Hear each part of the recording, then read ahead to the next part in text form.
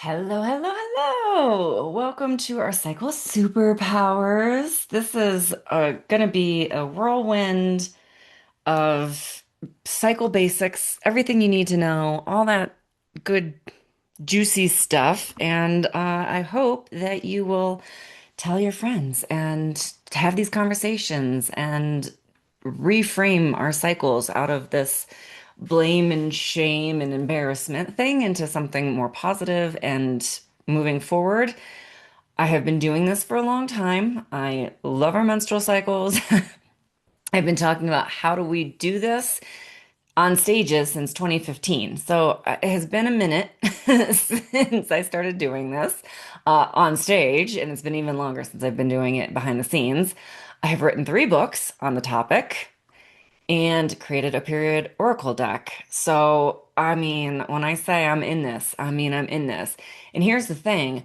I had a really heinous period. I was, from the very beginning, had very painful, very bad, very much not in a good place.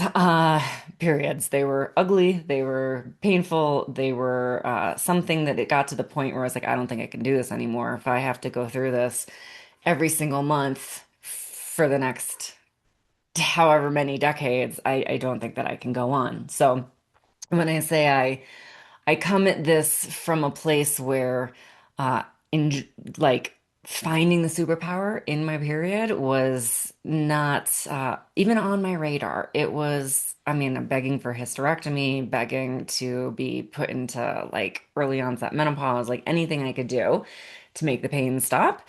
And then I did figure out how to make the pain stop. Unfortunately, not without the help of Western medicine, but that's how it goes for a lot of us. And that's how I figured it out in my own way through a lot of science and a lot of woo. But I put it all together, and this is where I started to really realize there was a lot more to our menstrual cycle than just our period, or even just our period and ovulation. But every day you're in a phase, and it can really be an asset to know what phase you're in and what's going on. So today we're going to run through a lot of stuff. We're going to talk about some of the things that go wrong with our period, so you don't think that this is normal, even though society may say it's normal. It's not. What periods are supposed to be, the menstrual products that we can use, which will help reduce a lot of those cycles going wrong stuff, or can, depending on what's going on with you. And we'll talk about the hidden secrets of our cycle, and then I'm going to share at the end charting, which is a free thing that you can do forever to really get into sync and inflow. So, periods gone wrong, things like PMS, which depending on your culture can be really extravagant, but it can be 90 up to 96% depending on what culture you're living in. And it can also, most of us will have PMS at some point. There was like a 90% of us will have PMS at some point because of stress and imbalance and things in our lives. Not necessarily because of that's just how we are, but more likely an outside cause that kicked it up. PMDD is something that's PMS on steroids, you could say. It's, you might be depressed or anxious with PMS. PMDD is I can't get out of bed depressed. It's anxiety attacks. It's like the stronger version, really, where it starts to really screw up your life. PCOS, which has been named to PMOS now. So instead of polycystic, we're talking now about the whole metabolic syndrome. So it's really actually very exciting on that front. I'm gonna have to update some slides down the line, but I thought since we're really on the cusp now, we'll just leave it as PCOS, but they haven't changed the name. Dysmenorrhea, painful periods, endometriosis, adenomyosis, all three of those are painful periods in their own way. And menorrhea, there's a lot of things, irregular cycles, too much bleeding, not enough bleeding, irregular cycles, right? And then perimenopause is kind of all of that, and menopause. Cysts and fibroids, very similar in that they're growths that aren't supposed to be where they are, like endometriosis and Andy is.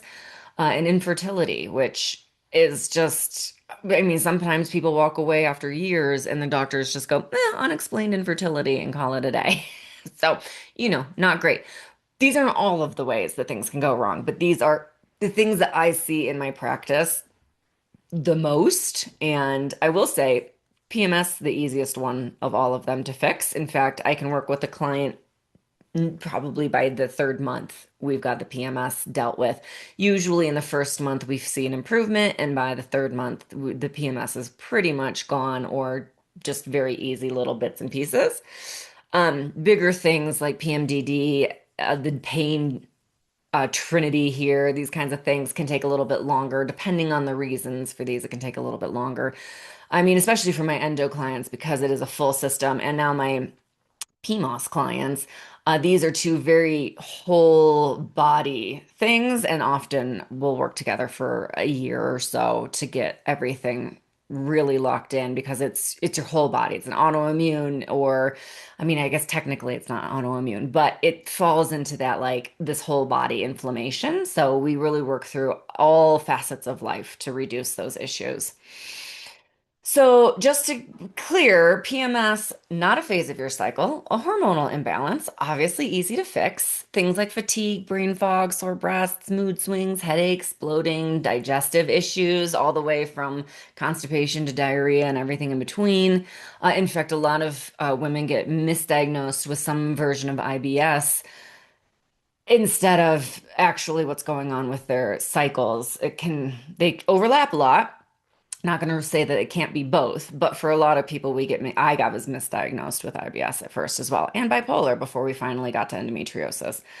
Digestive, so that kind of things, cravings, little murder, never hurt anybody, anxiety, depression, backaches, acne, right? There's 200 symptoms of PMS, but these are the ones that, again, I see the most in my practice. I mean, murder is a joke, but like sometimes you do feel a little murderous there. So, these are the things that, again, I see a lot, and these are the things that we often can really. I mean, one of my very first clients was cystic acne, and I was like, okay, let's do it. Like we really can move through these things fairly quickly within months, generally. Healthy periods are PMS free. You might be a little tired. You might want to hang out in the world as much. You want to be a little bit more internal. Totally fine. A little bit more flat, that kind of thing. But you shouldn't be in pain. You shouldn't be bloated 9 months. If things like that are going on, it's something else, right? The blood should be red. It can be a bright pink and it can be a deep jewel red, but it should be blood red, right? It shouldn't be brown. It shouldn't be darker than brown. I got a DM one time from somebody saying my period blood is black. What does that mean? That means it's time to go to the emergency room.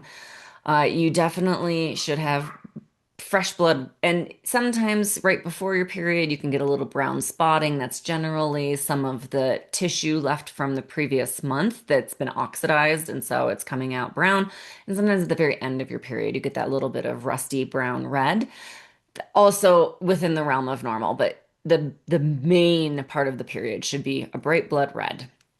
It shouldn't be painful, a little cramping here and there. If you're pushing it too hard, maybe. I mean, if you're an athlete, maybe. If you are doing something competitive, I was a dance major. I worked with companies. I was also an educator and was doing a degree in secondary education in English literature. So, I mean, absolutely, you can have like all of the things going on, right? And have some cramps, but normal people, like if your hormones are fairly well balanced, it would be a stress reaction. And then after exams are done, you'd be fine, right? Or after that big presentation at work is done, you're okay. It's just that 1 month. So knowing the difference between, okay, this was a stressful circumstances or like a cold, a flu, a virus, something like that can also kick all of these things up. So like if you had a cold or you got like the flu shot or like a vaccine or you were on a layover overnight and you didn't get any sleep for 24 hours, like those kinds of things can really affect your immune system, which is tied to your reproductive system. So you can have these things kick off, but generally, right? So you're looking at your big picture here. It should be restful and it should be transcendent. This is the time where that veil is really thin between body and mind. And so you've really got this ability to tap in and tune into things that you don't necessarily have the rest of the time when you're so outwardly focused. So really bringing it in can be quite a transcendent experience. If you're having dark periods, those browns, those purples, it may be not limited to, but maybe blood from the previous cycle, like I said, could be a tipped or flexed uterus, which is something that people don't think about, but it actually can be tipped. it can be flexed, it can be like the wrong way, it can be moved or tipped backwards, that kind of thing. So it can stymie the blood flow essentially, which is leaving it in there for oxidation. Or your estrogen might be too high in relation to your progesterone. So it could be an excess of estrogen, or you're not getting enough progesterone, or both. Absolutely possible. If you have the light periods, like a really pink or really thin blood, like it's more watery, not quite like blood, it could be an estrogen deficiency. So you're just not having enough estrogen, iron deficiency. And I will say iron deficiency is my go-to when I'm working with the client. I often will say, okay, so first thing we need to do is make sure you're getting enough iron because I see that in clients so often where it's low iron that's generally where we start. I have only had one client with estrogen deficiency in my 15 plus years of doing this. And then in talking with all of my friends and partners and fellow coaches and whatnot, we don't see estrogen deficiency a lot. It does happen, but it's not as likely as iron deficiency. Ovulation isn't occurring, and you need ovulation to occur to have a healthy short-term and long-term life. So, ovulation is really essential to things like reducing PMS and inflammation, but it's also essential to your bone density, your muscle density, your brain protection, your cardiovascular protection, which remember the number one killer of women is heart disease. And then we are 70 to 80% of Alzheimer's and dementia payment patients, and bone issues, right? Falling and breaking the hip is often grandma, right? So those like really high risk things for us as menstruating humans, we need ovulation to offset that for later in life. Also, in the meantime, it helps with weight and hair and skin and nails and feeling good and feeling stable and not feeling moody and cranky and tired and getting a good night's sleep and that kind of stuff. All of that comes back to ovulation. So we really want to make sure ovulation is occurring.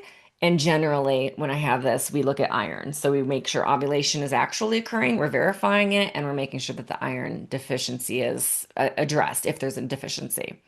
So a lot of those problems that come up, those really easy to fix things like PMS you can actually see it different with products. So if you switch over what you're using for products, you may see a reduction in period cramping or blood volume, or your headaches or moods, those kinds of things. I certainly saw a reduction in how much I bled when I switched over my products from disposables. So your pads, your tampons that are you use once and you throw it away, right? They have plastic in them. Pads are about 4 plastic bags worth of plastic in them. Tampons also have plastic in them. One of the problems with tampons is that they're internal, but they're not considered a food source. So they're different. So an organic tampon has a different set of qualifications than organic food. It's not as rigorous because it's not ingested. But it's still internal, right? So you're still absorbing. So it's something that we think about like, okay, well, it's better than conventional, but it's not great. And then organic cotton takes 3 times the amount of water to grow than conventional cotton, non-organic cotton. So it's like, oh gosh, it's really like six one way, half dozen the other. And actually, in The Revolution Will Be Bloody, the book, the one of the first big book that I wrote, I have a whole section on products and like what the carbon footprint is, what the options are, that kind of thing. And we've had only more options come out since I've read that book. So it really could get you a good start so that you know what you're using, what's going on with what you're using now, and then making a choice as to what to do next. But cups and discs are a great substitution for tampons. So if you're an internal girly, cups and discs can be really helpful to make that transition. There's a great website called putacupinit.com, and they have a quiz. You can just do /quiz, and it will ask you a bunch of questions, and it will help you find the most likely top like 3 or 4 brands of cups. And there's a disc one as well that you can do, and they'll help you find like what the top most likely brands to fit your particular anatomy are going to be and recommend it. So you can save a little bit of money by not just like walking in and going, I don't know, but actually having like, okay, these are the ones that I want to look at. So I really love that. When I started using a cup in 1999, Yes, the 1900s. There was a cup then called the Keeper, still exists, 100% rubber. And it went until I lost it like 30 years later. Like it lasted a very long time and it was great. It was perfectly fine. But now there's a lot of options. So you can pick something that's more comfortable for you. And I know a lot of people love the discs now. I'm not using anything internally anymore since they've come out, but people really like the discs because apparently as you pee, you can actually slip some of the blood out. So you don't really actually have to take the disc out and put it back in. You can sometimes just like dump on the run, which I can see that being really nice for like somebody who's busy and not home a lot. And pads and period underwear, different kind of period panties, whatever you want to call them. I have a pair of period boy shorts that I freaking adore. But there's cloth pads and there's all these different period underwear companies. You want to make sure that they don't have like PFASs in them, that kind of thing. My favorite is bamboo. It is environmentally friendly, it's extra soft, and it's more absorbent than cotton. So if you can find something that has like a bamboo core in it, that to me is like the peak of you and the planet benefits, right? So if you can find bamboo, I have a couple of pads. I asked somebody on Etsy to make me because she had used bamboo cores, and I just said, "Hey, can you make these in like some fun prints?" So the core is bamboo, and then we picked out some fun prints to make them. And this was when I was digital nomading, so I didn't have my sewing machine or anything. I was like, I'm just gonna have to ask somebody to make me something. And then period underwear, as that has come out, I've gotten more and more addicted to that. And in fact, on my podcast, Period Besties podcast, we interviewed Heather Hems, the creator of California undies, and I got a pair and I'm loving them. So, if you've got questions about those, I'm happy to answer them as well. But because you're not using the disposables, the chemicals, the plastics, you will see that blood volume reduces a bit, and oftentimes headaches, bloating, moodiness, cramping, those kinds of things also reduce a little bit. And you want to just think about it as layers of onions. You're just doing this layer removes this bit from it, right? Like drinking ginger tea helps reduce pain. That's another layer to the onion, right? So, like, because of the endometriosis, I learned a lot of techniques to reduce pain. And depending on what my period is like this month, sometimes I use all the techniques. Sometimes I just use one of the techniques. Sometimes I just use two or three, right? So, you're just looking at things that wrap it. So, one of the things was making that switch. And maybe in the 2000s, I went back and forth between things. But quite quickly, I realized that my periods were not, I mean, they were still terribly painful, but they were like had a little bit less. But really, it was like less blood flow, right? Because endometriosis is really a lot of blood flow comes, one of, can, doesn't have to, can though. And I did notice a significant lessening of flow when I switched from disposables to reusables. And they're all really easy to take care of. I'm happy to nerd out with you about that as well. So the menstrual cycle, this is just a little overview here. This is the lining of the uterus rising, and then this is the crumbling blood flow of menstruation.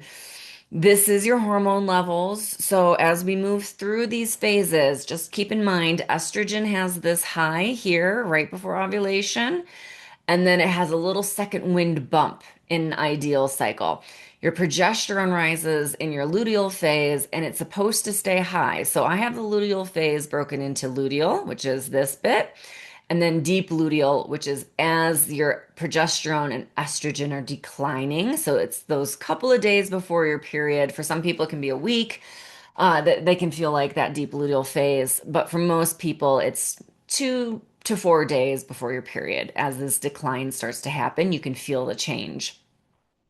Your menstruation, or sorry, your ovulation comes through. So you've got your follicle development. So 10 to 15 follicles are developing in your ovaries every month. They're going to pick the winner, the one that has the best egg in it.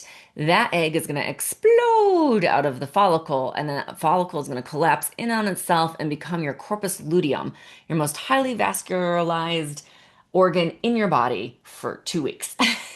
It's going to create an organ, your corpus luteum.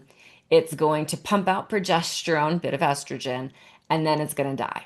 And that's what it did. So every 2 weeks, basically, you have a bonus organ that appears and disappears. And so post ovulation, a lot of people feel a little bit of a slump.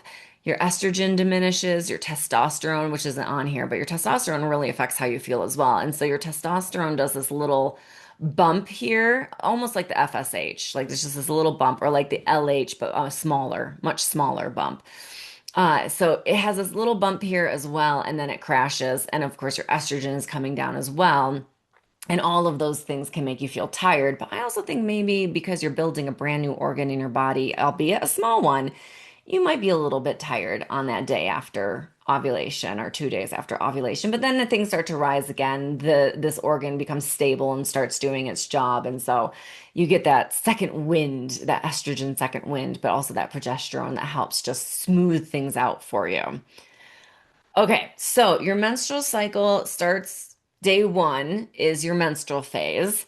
So in day one, you're gonna have your period. It can be 2 days and be a healthy period, though I would always say go to your OBGYN and make sure everything's okay. And it can be 7 days. If it's outside that, if it's outside 5 to 7 days, I often just say go. I mean, always go, have a check up, and just make sure that there's nothing wrong physically. And then it's just a matter of going, okay, maybe we need to do a little adjustment to get the hormones back into a better balance. Some people just have a naturally short period, and that's okay. And some people have just a longer natural period, and that's okay too. But we want to make sure everything is working right and that you're not bleeding too much, too long, that kind of thing that can cause anemia and all sorts of downstream issues, thyroid issues, all sorts of stuff. So we want to make sure that's okay. It's your new moon. It's your winter phase. So really cold, dark, internal, right? It's a real internal, even if you're an extrovert, you may be an introvert during your menstrual phase. Your follicular phase is springtime, right? So you're going from winter into spring. The moon is getting brighter. You've got that rising estrogen, remember? FSH and LH are rising, and this is about 7 days long. It is that crescent moon, so it's getting brighter, that springtime. Things are growing, things are perking up, things are moving forward, all the way up to ovulation. So the very top of your uh, extroversion, your summer, your full sun, your full moon, your highest estrogen, your highest testosterone. So, really, even if you're an introvert like myself, ovulation, you feel a little extroverted where you're like, oh, actually, I could go out and do something fun and hang out with everybody. So, it's really that peak time. And then as those hormones decline again, remember that little bit of a slide down afterwards into luteal. So ovulation, your egg is 24 hours. So everyone's ovulation is going to be about 3 days. Maybe feel like it 3, 4 days. Just remember, if it's summer all the time, then you are in a desert. You do need the cold, the dark, the new moon to even it out, to bring things back into balance. The extroversion and all that good stuff is fun, but it's not forever, and it will be back. So it's not like it's gone forever either. It just will be back. So as you come out of that ovulation phase, you move into the luteal phase, and this can be most people kind of see like my luteal phase is generally about this long, so 7 to 14 days is common. Most people say like, oh yeah, my luteal phase is generally 12 days or something. Like a lot of people will see consistency in their luteal phase. So when you start charting, you could see that you may see a little bit more ebb and flow in your follicular phase because stress can influence when you ovulate. It can hold it off or bring it forward. So a lot of people see a little bit of accordion by a few days, and follicular generally see a more stable luteal. Not to say that stress and stuff can't switch up your luteal phase, so just be aware. But that's what the beauty of charting is. Often you can go, okay, I confirmed ovulation. I ovulated on this day. My luteal phase is generally 12 days. So that means on this date, I'm very likely to get my period. And I'm going to start putting my, cup in my purse a couple days beforehand. Or I'm going to start wearing some light day period underwear before, right? So you can really start, you're prepped, you're ready to go. You know it's coming. You know it's probably coming in this window of days. So it can be really reassuring to know and then to be prepared, and you're not caught by surprise. You're not like, why am I moody SOB right now? And it's like, because oh, right, because I'm supposed to get my period in a couple of days. And so I need to be a little bit more internal, and I'm still out in the world pushing, and I need to have some more rest me time, some more cozy tea time for myself.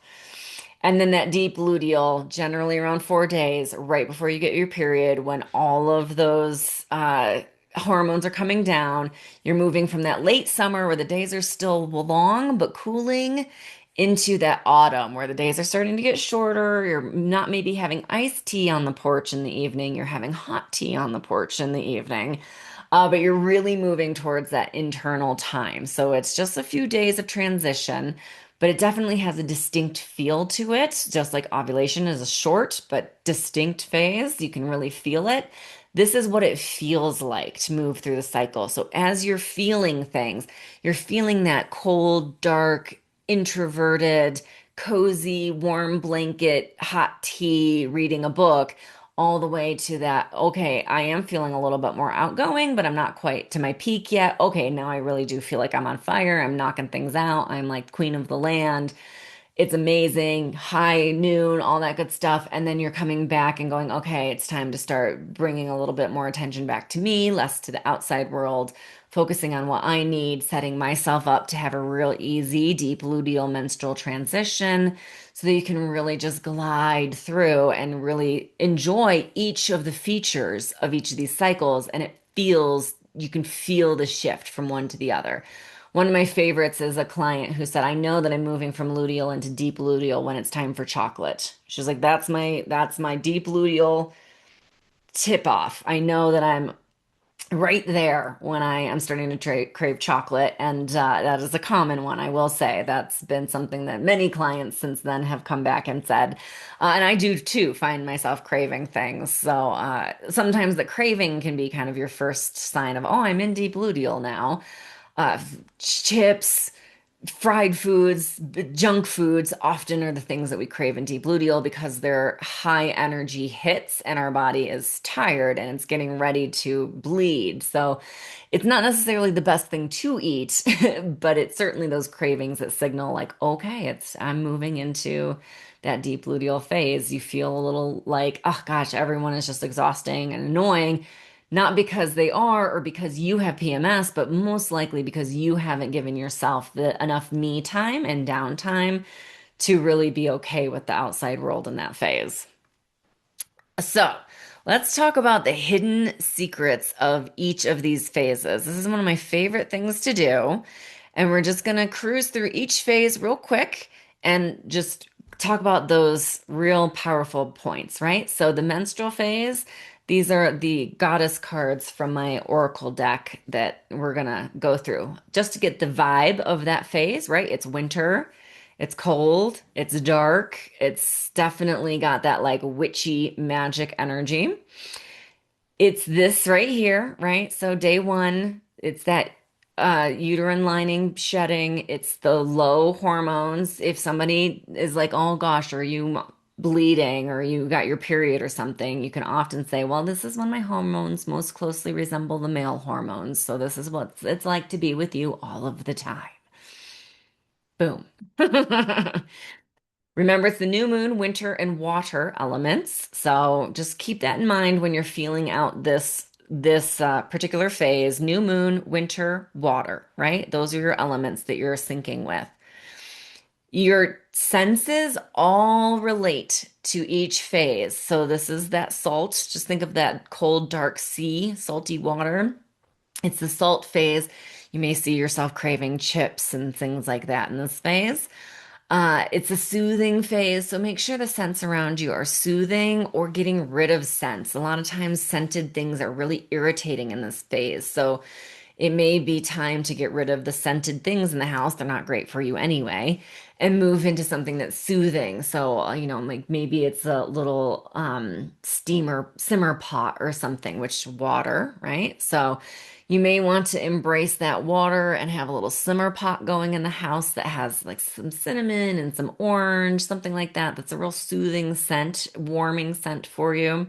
It's a quiet phase, so think about the lights and the sound in your house. Can they be dimmed a little earlier? Can I get off the screens a little earlier? Just really kind of taking gentle parenting yourself, right? Touch and movement is gentle. If you want to move, it's yin yoga, it stretches. Not, look, if you want to move and you feel great and you're one of those people, absolutely do it. But there are few and far between.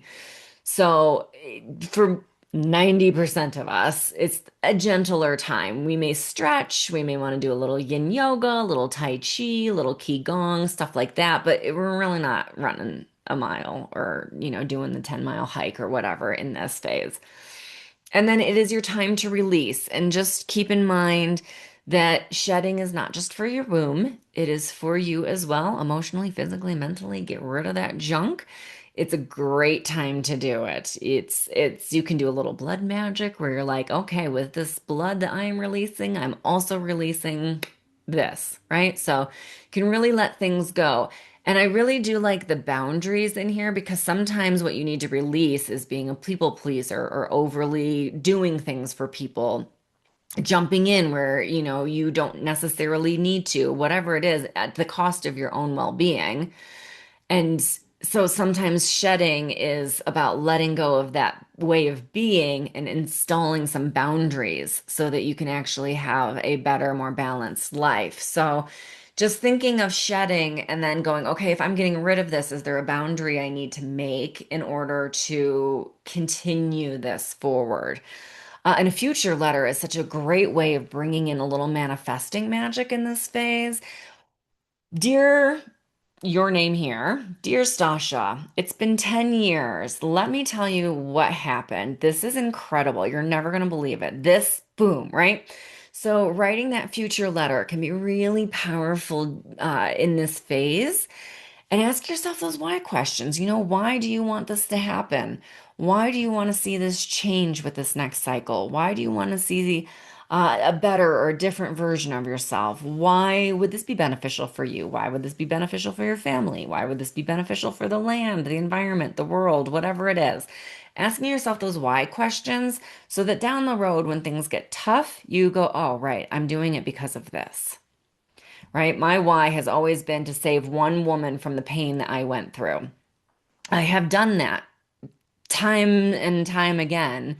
I've worked with thousands of people on various things over the years, multiple thousands of people, and I still, my why is still just one more woman. If I can just get one more woman to have to go through a little less pain and suffering and just not ignorance that I had, then I will feel better, right? I will feel that's still my why. My why is still if I can help another woman not have to go through what I went through or anything similar or even not as bad or just not have to be as ignorant as I was, then I'm going to feel so good about my time here on the face of the planet, no matter what happens. So ask those why questions, really get into that root and really go, what is the difference or what is the thing? Because that's what's going to carry you through the rough times. And this is a creativity starter, right? Manifesting starter. So whatever you want to bring in this next month or cycle, or it's going to take several, what is the creativity? Get creative, draw it, paint it, dance it, sing it, imagine it, lay on the ground or in a hammock and watch the clouds go by and see it in the clouds. Whatever feels good for you. I'm a creative cook. I love to cook. I had a restaurant for years. So I bring that like LA restaurant creativity to dinner, right? So sometimes my creativity is just like, I'm going to eat really incredible meals this month. And I start to like brainstorm some different things that I'm going to like, this is something new and different. Or, oh, we haven't had this in ages. This would be amazing, right? So whatever creative outlet, doesn't matter. Enjoy it. Doesn't have to be good. Just have fun. So follicular is your spring, right? It's that wood, it's spring, it's growth, it's renewal, it's that extroverted energy starting to come out. Remember, the hormones are rising in this follicular phase here. So your estrogen is rising, your LH and your FSH are rising, your progesterone is not, your testosterone is. So you've got some rising going on here. It's the waxing moon, so the moon is growing a little brighter. It's springtime, it's your wood element. So, keeping that in mind, what are some of those things that you can bring into your everyday life that embrace these elements, these ideals, even in the depth of winter? What's the springtime vibe in this? And sometimes I talk about this in terms of food. Follicular really does well with veggies, like a lot of greens. And in the summer, a salad is a real great follicular food. It really helps to boost a lot of the hormones going on in your body right now. So a lot of those veggies and lighter foods, oysters and fish and those kinds of things are really great in this phase. In the winter, you probably don't want a cold salad, right? So, but maybe a veggie soup. So it's just about thinking of things from the perspective of, okay, what is something that fits both the external world around me, so winter, cold, but also with that inner spring vibe, veggie soup, right? So you just kind of thinking it from these perspectives of this internal feeling is, happening. How can I really embrace that and work with it? The taste is sour. So vinegars, ferments, right? The salads, a lot of times we are like, oh, that's like a fresh green salad with some lemon on it, or, like a nice piece of fish or chicken with some lemon on it, or, a good bowl of oatmeal, and I'm going to add a little yogurt, right? That little fermenty zing to it. So, it's a great time as well for your kimchis, your krauts, your kombuchas, all of those fermented things for sure. It's an energizing time. So something like maybe in menstrual or your luteal phases, lemongrass felt real abrasive, right? I have a lemongrass deodorant. Cannot deal with it mid-luteal through my menstrual phase. It's sharp and it feels like it's just off-putting. One of the ways I know that I am coming out of that menstrual phase, and if I have not stopped bleeding yet, I will be soon, is because I smell that and I go, oh yeah, it's time because now it smells fresh and energizing and upbeat and zingy and fun, right? So that smell kind of switches, and you can see like, oh, I'm hitting that follicular stride right now. So those smells can really come through, and it is the wood element. So I really do love the idea of different kinds of like wood sticks for, scent in the house. I know Palo Santo is really tough to get ethically sourced anymore, but that kind of vibe, you can still do sage, well, sage too, depending on where you are, can be really ethically sketch. So you want to find something like we have a ton of pine. So we do a lot of pine bundles up here for obvious reasons that you can just go out back and it's the national forest. So there's a lot of different things that you can use to create a smell that really feels in alignment with where you are and with that element and energy. So, it's not a task or a chore, but if you're really feeling like, boy, I want to bring some of this in, it's a great fun way to do it. It should be fun, not a chore. So you want it to be fun. Sights and sounds, you'll notice that you're turning the music up a little higher. You're going from the chill instrumentals to maybe a little bit more upbeat kind of music. So you're really seeing that switch kind of moving towards a higher rhythm, more upbeat, a little bit louder, that kind of thing. You're feeling a little stronger, so getting back to the weights, which is really the number one thing women should be doing across the board is weightlifting. And then that growth, that spiritual growth. What do you want to learn? What do you want to do? How do you want to make this better? And that takes us to our superpowers, which is those how questions. How can I make a system to make this easier in my life? Right? Like, how can I create a structure that makes this easier for me? How can I solve this problem? It's a great way to get into those how questions. Your brain is just really looking for the systems, the structures, the way to make things easier for yourself. So, two of my favorite questions for your follicular phase is whatever's going on, how can I make this easier and how can I make this fun? Whatever you're doing, it could be like, I've got to build this thing for my presentation for my job or my business or whatever. Okay, how can you make this more fun and how can you make it easier?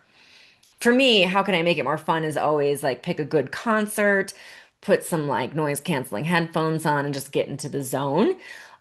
So for me, it's like, okay, how can I make this more fun? And I'm like, oh, right, I'm gonna go get a good concert and put it on. So how to make it more fun for you? Superpower in this phase. Your verbal skills also rise with your estrogen. So if you've got presentations, things that you want to do and share, your verbal skills rise. So follicular and ovulation are great times to do anything that's speaking, talking, verbal, asking for a raise, asking for a promotion, asking for the sale, whatever it is. this is a great time to do it because your verbal skills are at their peak as in ovulation. So your estrogen is going to come down, but you still got that ovulation peak. If you have neurodiversities, you may see that around ovulation, they get worse because of that estrogen combination. It does live in our brain, it crosses that blood-brain barrier. So you may see things like your ADHD symptoms get a bit worse around your ovulation week and then kind of chill out a little bit afterwards. So, depending on you and your makeup, you may see ovulation as a bit more scattered or a little harder to find your flow in. And then early luteal actually kind of feels like almost your best phase, follicular phase, early luteal phase, because the estrogen is still there, but it's not as high, so it's not affecting your neurodiversities as dramatically. So some people, all of my clients with autism, ADHD, so far anyway, have noticed that they do feel like they have a little bit higher on their spectrum during ovulation and a little bit lower in the other phases. So just think it's something to keep in mind. I testosterone here. I had to make this chart myself, so sorry about the wobbly lines, but there was really no one that had all three of these on it that I liked. So your estrogen rises, it comes down before ovulation, right? Your testosterone peaks at ovulation, and then after you ovulate, your progesterone rises. So your ovulation goes like this, where you've got your ovary here, you are getting the hormones to do all of your follicles. Now, this would be chock full of tiny little eggs and follicles. This is just a graphic to show you the cycle of an egg, but this would all be follicles. So in this primary follicle is getting picked.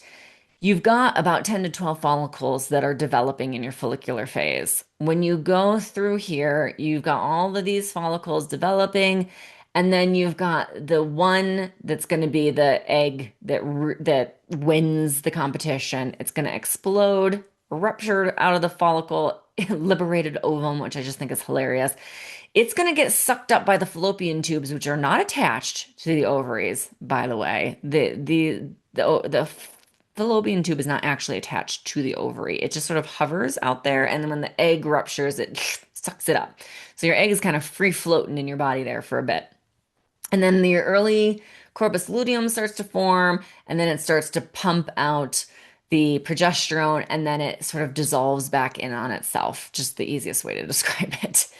Your ovulation is absolutely the star of the show. This is the most important part of your cycle. You must ovulate to make progesterone, right? Because if you don't ovulate, you don't have the follicle that's ruptured, so you cannot make the corpus luteum, which means you cannot make progesterone. So you have to ovulate to make progesterone.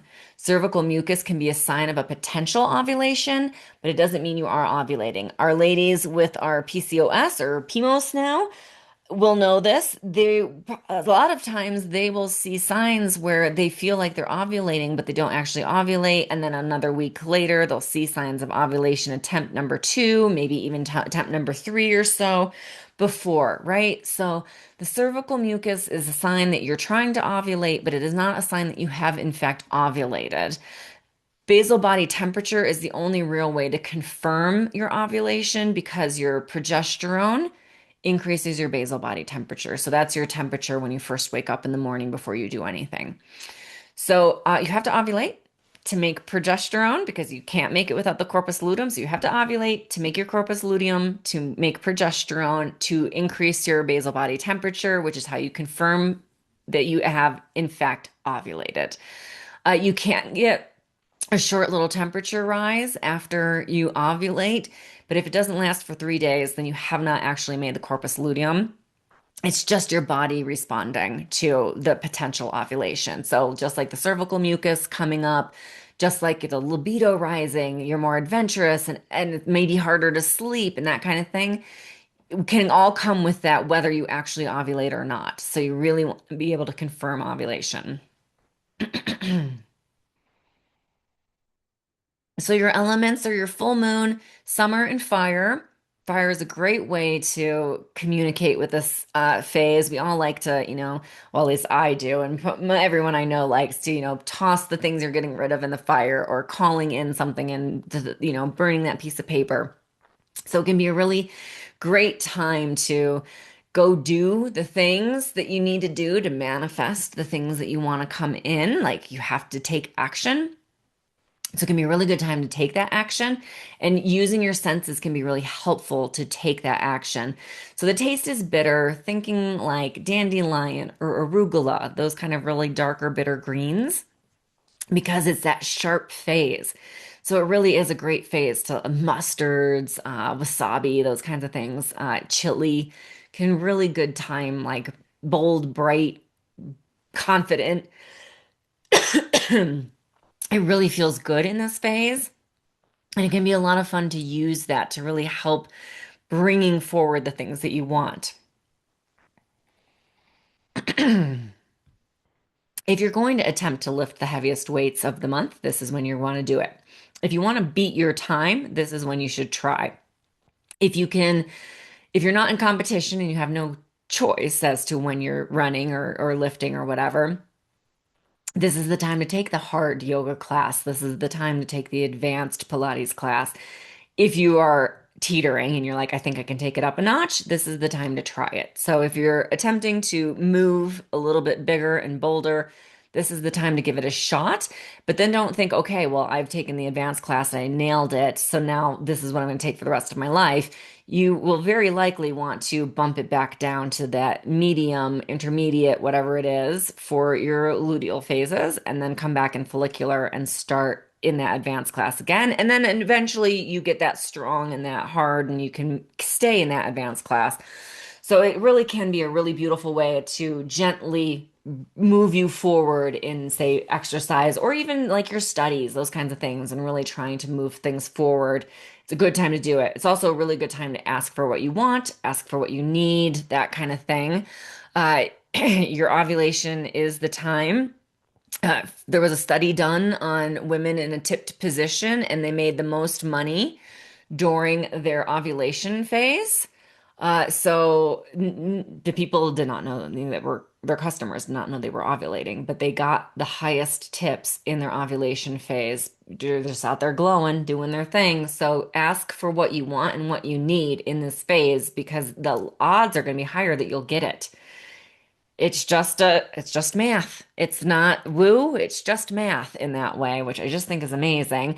But it can really feel like magic when you're out there doing it, and really it's like lining up perfectly. So now we're on the downturn, luteal. We're into our earth magic here. Your progesterone is really important in this phase. It's what's building your uterine lining in order to nest an egg or to bleed for your menstrual phase, either way. It's why your basal body temperature is higher in your luteal phase. It also holds the uterine lining together, so it prevents spotting or miscarriage before one or the other thing happens. It dries up the fertile cervical fluid. So you have a fertile cervical mucus that is almost like egg whites. It can be stretchy, really viscous. It has little tiny tubes in it that are like little zoomer shoot for sperm to get through. Uh, and then your progesterone goes, we don't have an egg to fertilize anymore. We're no longer needing that cervical fluid. So it dries up that fertile mucus.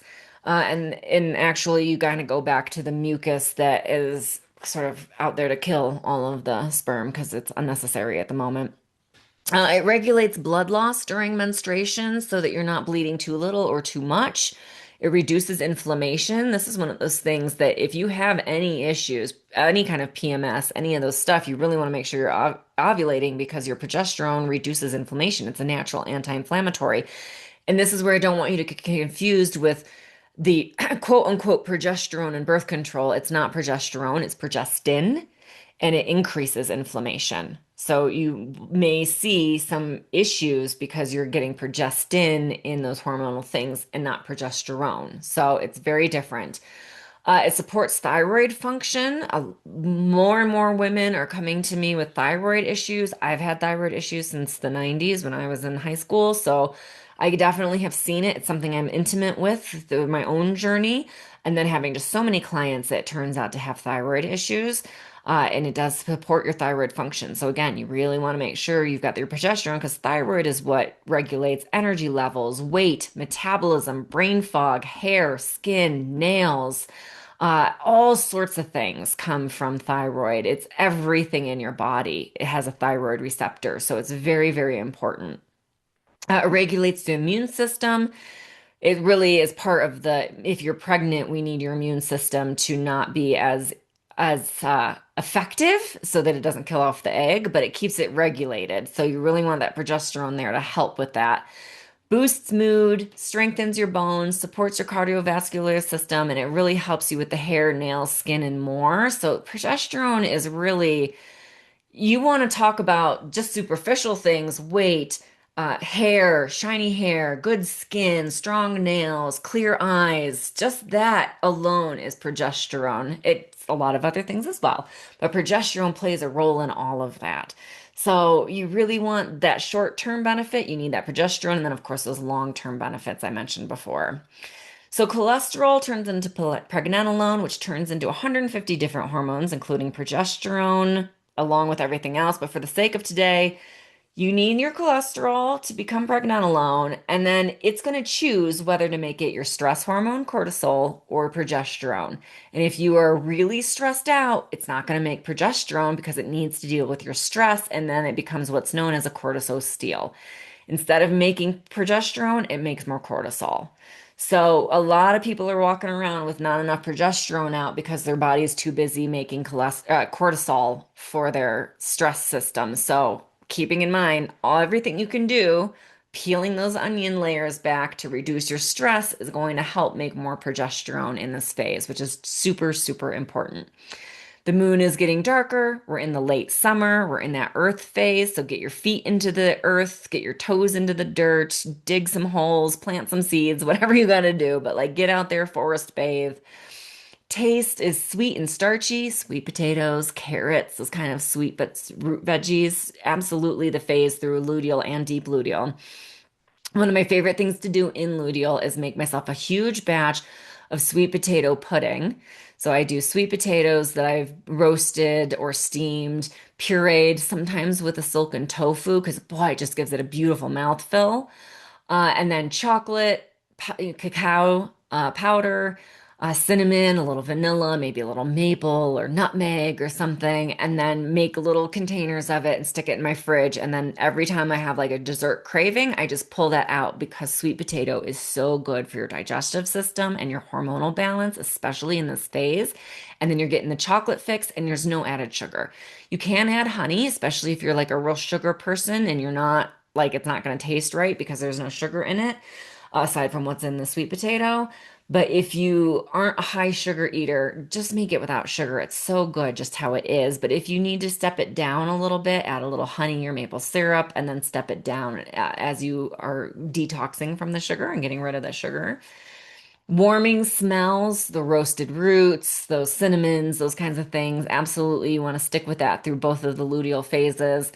The sight and sounds are more flowing, so things soothing nature things. Like you still want some tunes around, but you don't want it to be like metal or rock, It's time to kind of go, "Oh, okay, let's move over to being a little Paul Simon." I'm gonna age myself right there, but maybe bring it down to like a little acoustics, right? Your touch and movement, think of unraveling, massage, gentle stretching, foam rollers, little tennis balls. You kind of want to think about unraveling all of the stress and gunk out of your body, moving the lymphatic system. So walking, doing a little trampoline just to get the lymph moving so you can get those excess hormones moving out of the body and through the digestive. And it's very much a nesting time. So oftentimes people will say like, "Oh, I notice all of this house project that needs to be done. This is not the time to start it though." Like, yep, you see that the kitchen needs to be ripped out and the cabinets need to be redone.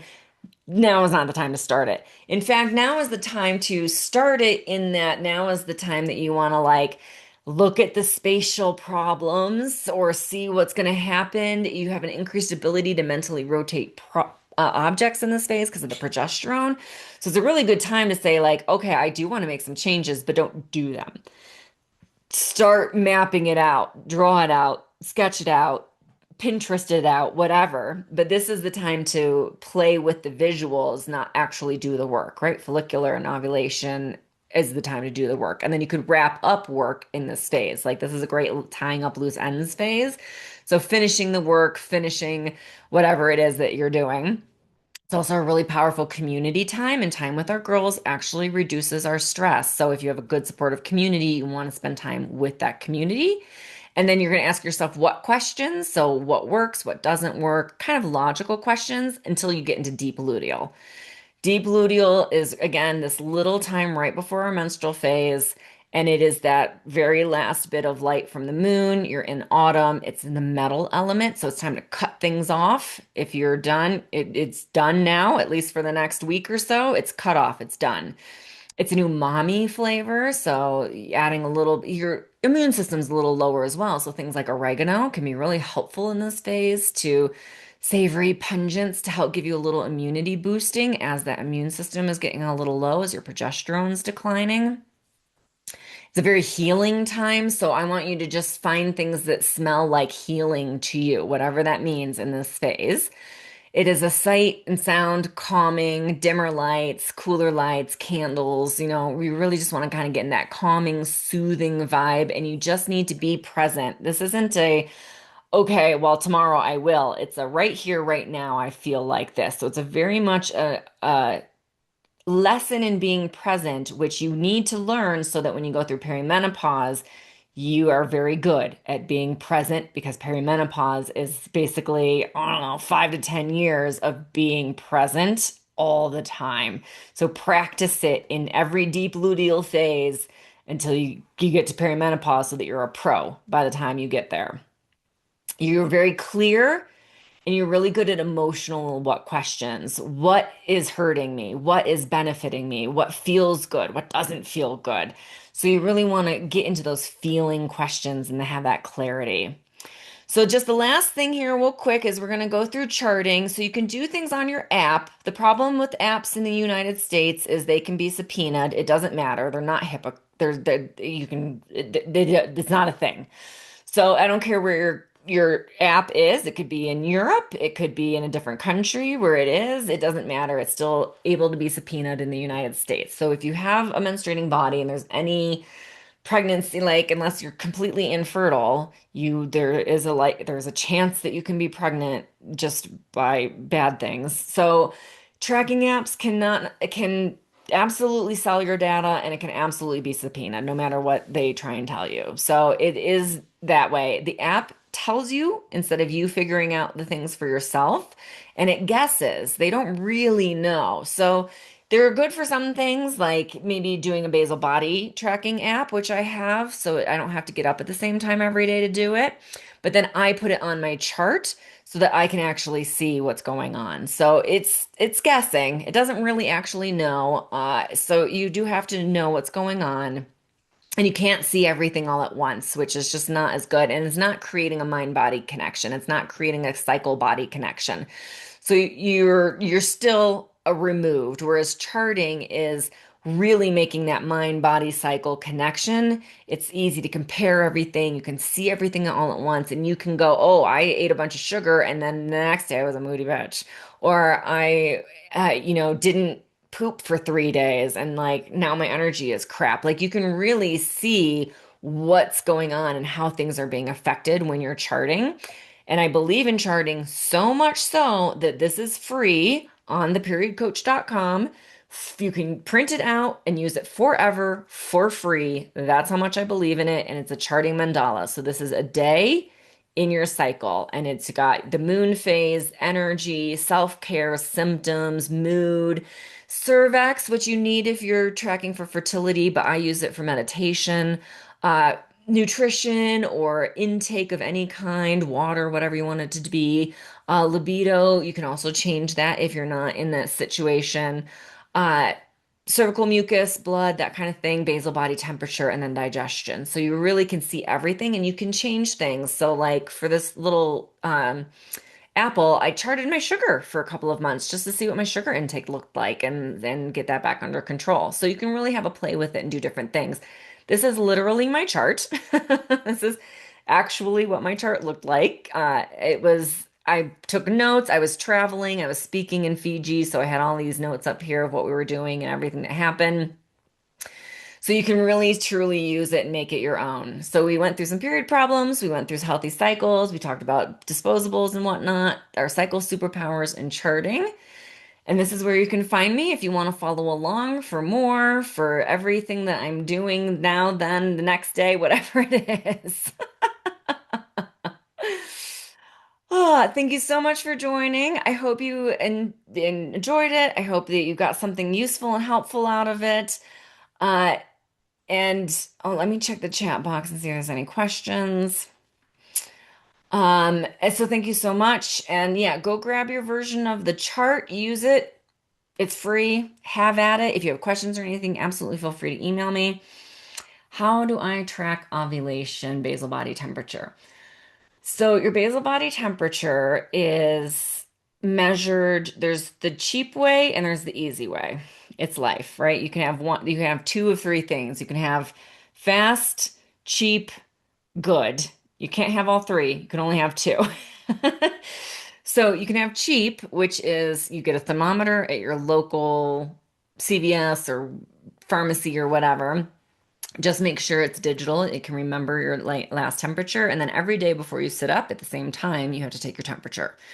So that means on the weekends, you're getting up at the same time as your work day, but you don't have to get up. You can just take your temperature and fall back asleep. Totally fine. And then just later in the day, you note it, right? If you are not wanting to get up at the same time every day and you want to spend a little bit more money, you can use something like a temp drop, which is a wearable band. It has a little sensor that goes in here. And then when you wake up, whatever you wake up in the morning, you can just sync it to the app and then it will tell you what your basal body temperature was for the night. It has a little bit of a learning curve, but it's not bad. And you don't have to do the learning. The app just has to do the learning.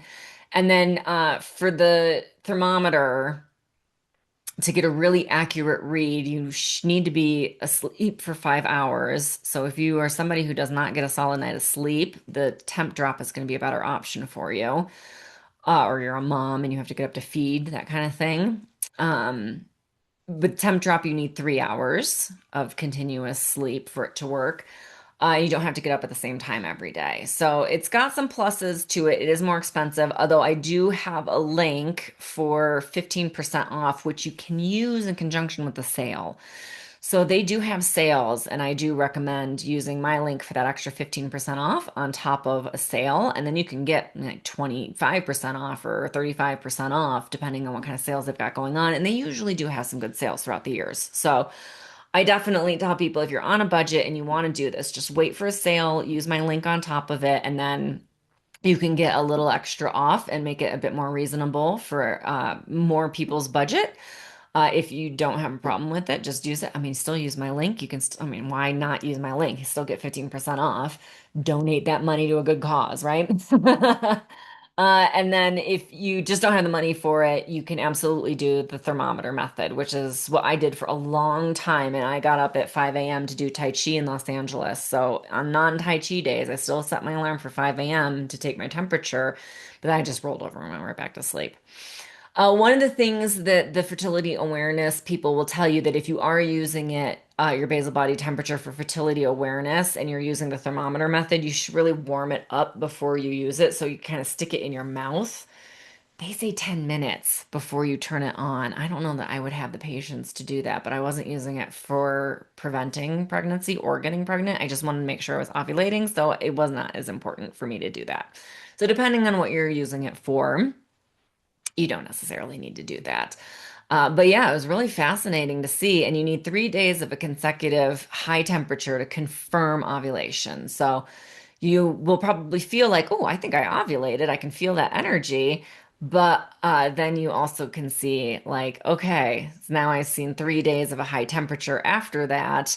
So I've definitely ovulated, right? Or I felt like it, but I'm not seeing any temperature rise and it's been a week. And you probably did not ovulate. You probably tried to ovulate, but you did not actually ovulate. So It's a great way to do it at home to be able to understand it. Your only other option is to go every month and get an ultrasound or to get the ovulation wands and go that route to confirm it. But this is something that you buy once, you have forever. And you don't have to constantly buy ovulation strips or go get an ultrasound to see if you have a corpus luteum in your ovary. So it's definitely the easiest, best way to do it at home. Yeah, you're welcome. Absolutely. Okay, fantastic. Thanks, everyone. And I'll send out this replay. But if you're watching this replay and you have questions, do feel free to just email over. And thank you so much for joining me. And we'll see you in our next free class next month sometime. Bye for now.